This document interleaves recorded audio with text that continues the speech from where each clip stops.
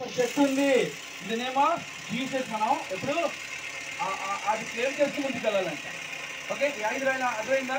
మళ్ళీ ఒకసారి చెప్పి ఇసుక వ్యక్తి కోసం మాట్లాడింది. ఇసుక దావీదు ఒక రోల్ మోడల్. మనందరికీ ఎవరు రోల్ మోడల్ ఉండాలి? దావీదు. ఎందుకు?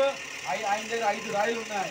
ఆ 5 రాయలు చాలా బలమైన రాయలు అంట, నాట్ నార్మల్ స్టోన్. ఫస్ట్ రాయి ఏంటి చెప్పండి? రోషము. ఏసై కోసం రోషం. ఎవరైనా ఏసైని ఏదంటే పట్టుకోడు. ఎందుకు? ఏసై అంటే దావీదుకి చాలా ఇష్టము. రెండోది రాయి ఏంటి? ఆసక్తి, ఇంట్రెస్ట్.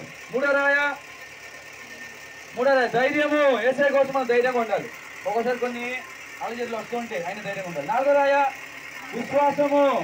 5వ రాయ ఇందనేమా జీసస్. యేసు నామం పేరట మనం ఏ పనైనా చేయాలి. ఓకే, ఈ 5 రాయలు మీరు ఎప్పుడైతే ఉంటుందో దావీదు లాగా మీరు కూడా దేవుణ్ణి ఆరాధించవచ్చు. మరి దావీదుకి ఒక పేరు ఉంది. ఏంటో తెలుసా? Is the man of God's own heart. దేవుడికి ఫేవరెట్ అంట దావీదు.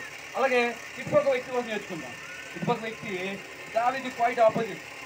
దేవుడి మీద రోషం లేదంట, ఆసక్తి లేదంట, మూడవది ధైర్యం లేదంట, 4వది విశ్వాసం లేదంట. ఏ పని చేసినా యేసయ్య నామంలోనే చేసేవాడు కాదంట. సో ఒకరోజు తండ్రి దగ్గరికి వెళ్ళి గొడవ పెట్టుకున్నాడంట. ఏమని? డాడీ, ఇవాళ మన ఆస్తులు ఉన్నాయి కదా, అందులో సగం భాగం నాకు ఇచ్చేయి.